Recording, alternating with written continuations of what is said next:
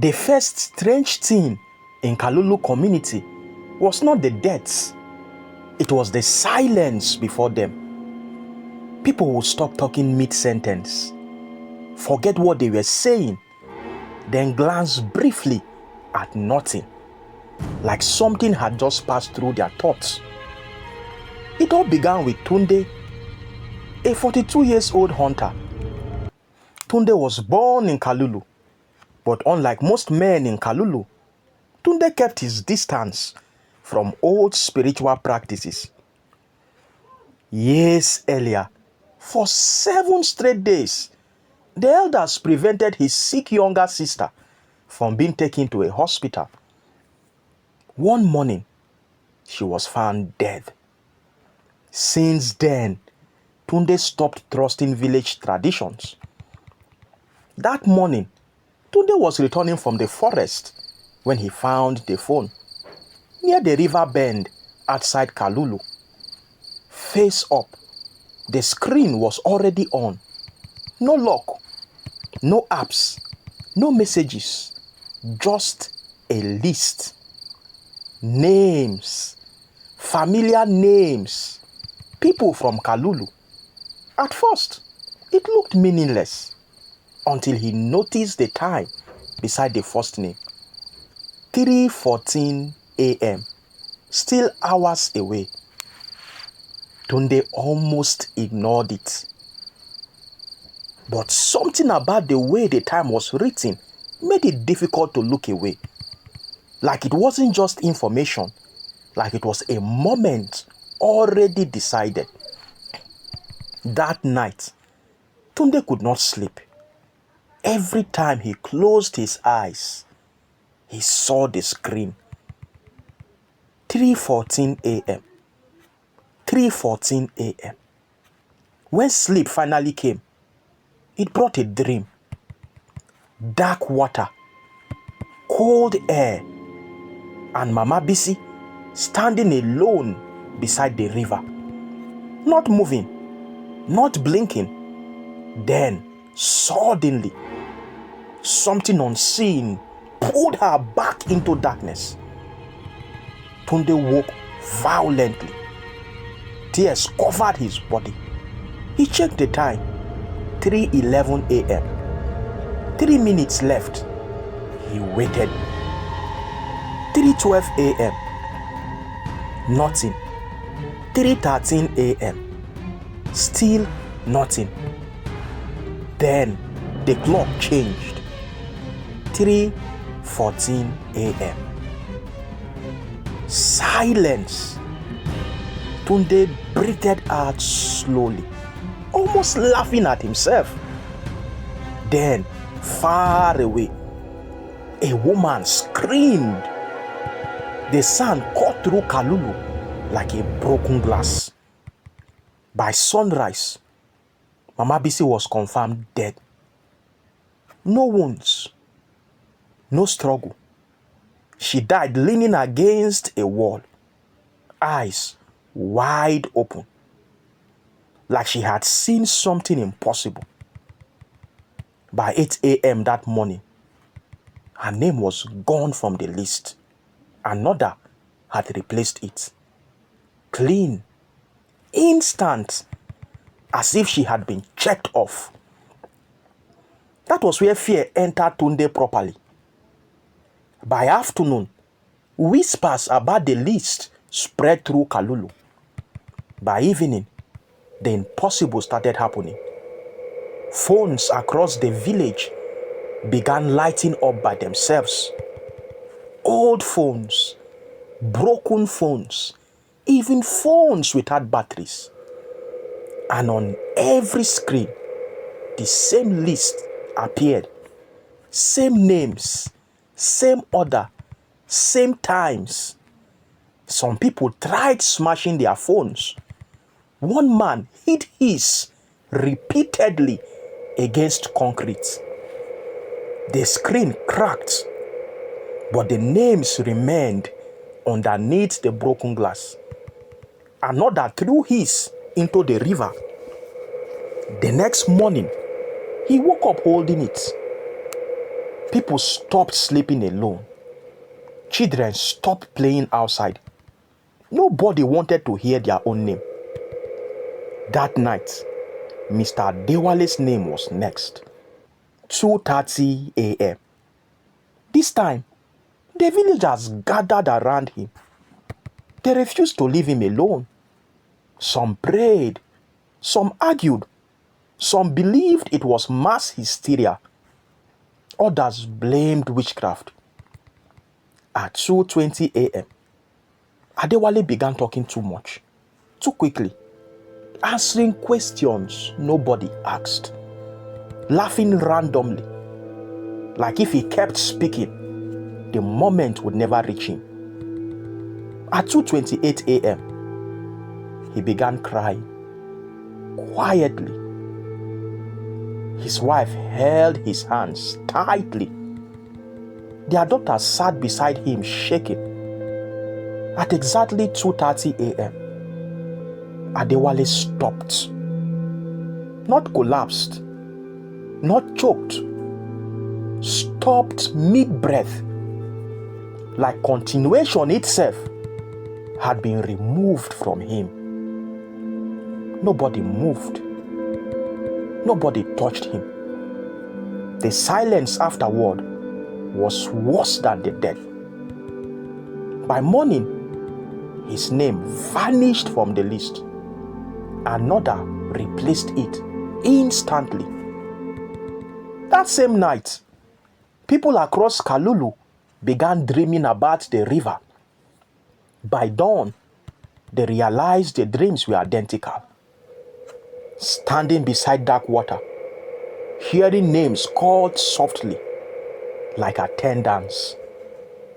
And whenever a name was called, something beneath the river moved. The panic in Kalulu deepened.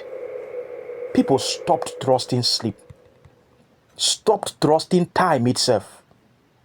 Arguments started.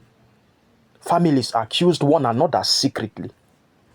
Some said the elders knew more than they admitted. Others blamed strangers. Another man claimed the river needed cleansing. Fear spread faster than the deaths. Late that evening, Tunde noticed something disturbing. The list on his phone had started changing by itself. Names were moving, rearranging. Times were becoming shorter. Some were only minutes apart. Then suddenly, a new line appeared at the bottom of the screen.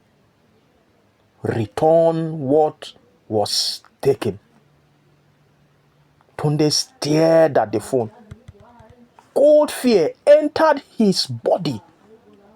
Because until that moment, the list had only shown names, nothing else. That was when he finally took the phone to Baba Karim, the oldest and highest ranking traditional chief in Kalulu.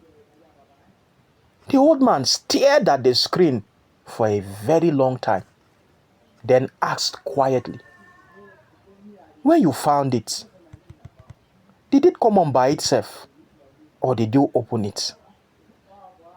"It was already on," Tunde answered. Baba Karim's expression changed slightly, like that answer confirmed something terrible. That night, another name appeared, Yemi, 20 years old, only son of a widowed mother. His assigned time was 11 p.m. His mother refused to sleep. She stayed beside him all night, holding his hand, praying softly. At 10:59 p.m., Yemi was still alive. Then the clock changed. 11 p.m. Yemi became quiet. Not suddenly, slowly, like he had heard something far away. His head tilted as if listening. Then his eyes shifted past his mother, focused directly on something behind her. She turned instantly. Nothing was there. But when she faced him again, Yemi grabbed her violently. "Mama, don't let them take me." His voice trembled with terror. He began resisting something nobody else could see. His body dragged backward along the floor, but there was no hands on him. His mother screamed. Neighbors rushed toward the house, but before they entered, Yemi went still, dead.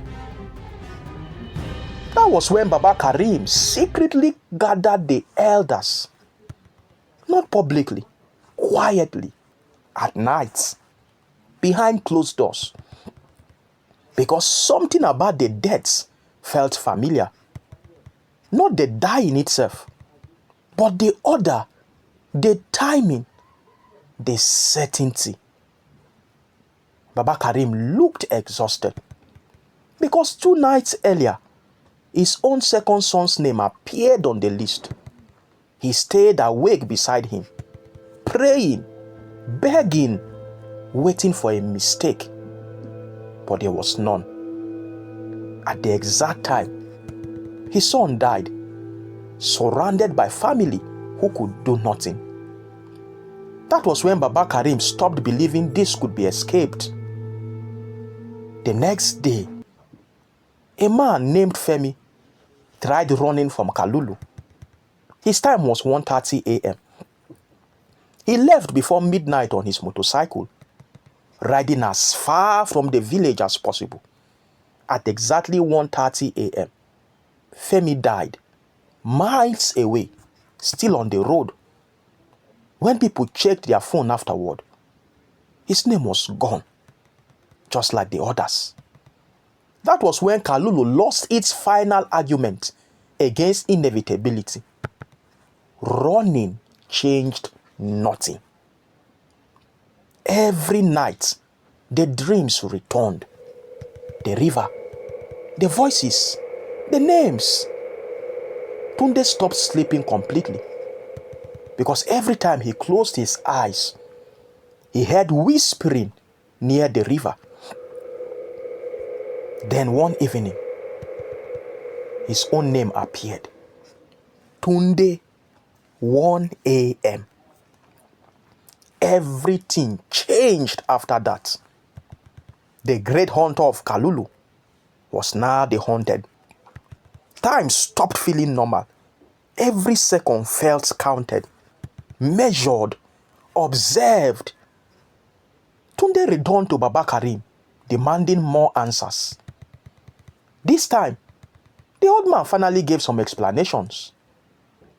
Long ago, this village entered an agreement with something near the river. Tunde stared silently. Baba Karim continued.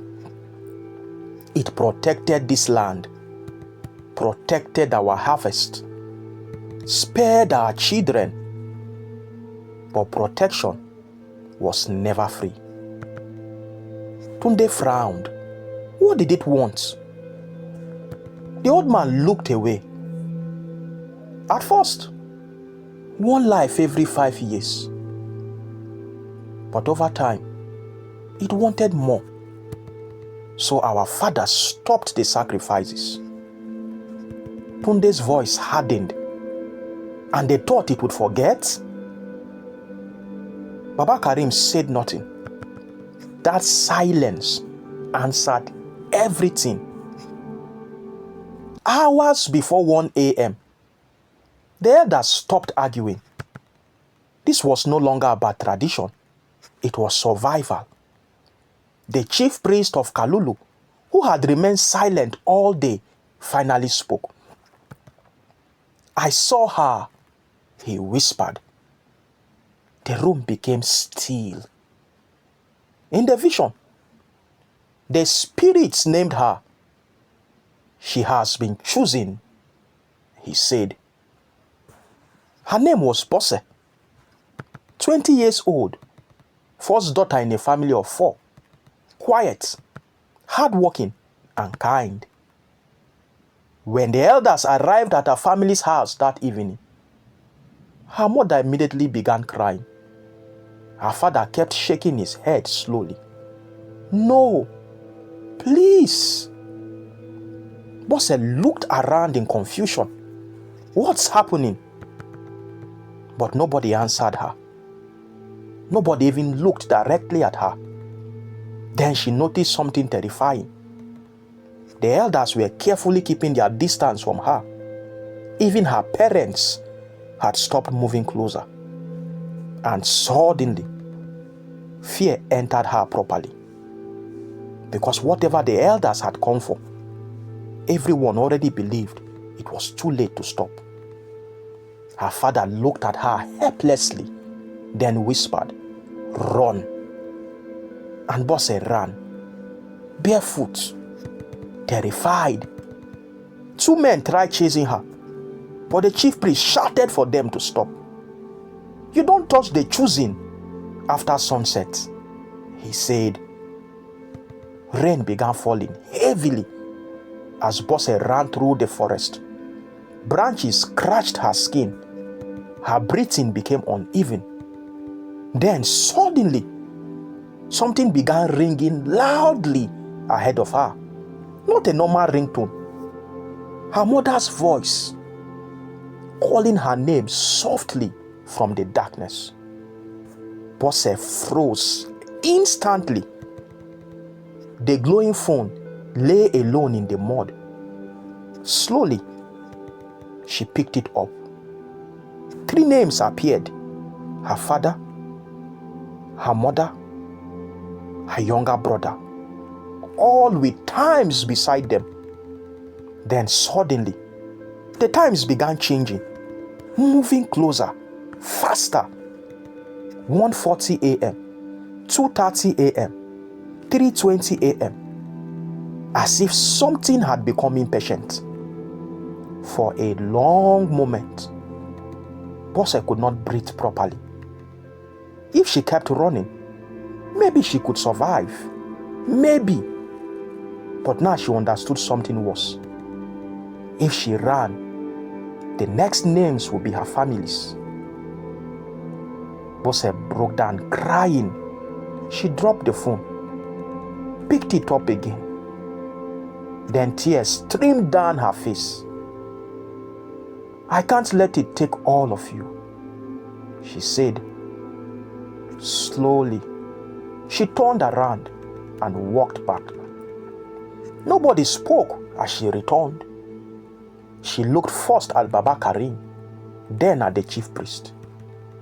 "If I go, will my family leave?" Nobody answered. By midnight, they stood beside the river. The air felt wrong, heavy. The chief priest began chanting softly. The elders joined. Then at the chief priest's command, Bose stepped forward. For one brief moment, she looked back toward the village, toward life. Then suddenly, something beneath the water moved. The river exploded violently. Bose screamed and vanished. The place became quiet. Only the rain remained. 5 minutes before Tunde's time, everything changed. The pressure vanished. Phones across Kalulu went dark. Far away, Tunde felt it instantly. Like invincible fingers had loosened around his throat. 1 a.m. Nothing happened. 1 second passed. Then another. Still nothing. Slowly, Tunde looked down at the phone. His name disappeared. The entire list vanished. At the river, nobody spoke because they all felt it. It had worked. Then, a phone vibrated. One of the elders looked down slowly. The list was back. full of new names, new times, already counting again. Some were less than an hour away. The chief priest froze. The elders stared in disbelief. Baba Karim slowly sat down beside the river, broken, because now they finally understood the truth. They had not restored balance. They had fed something that no longer followed rules.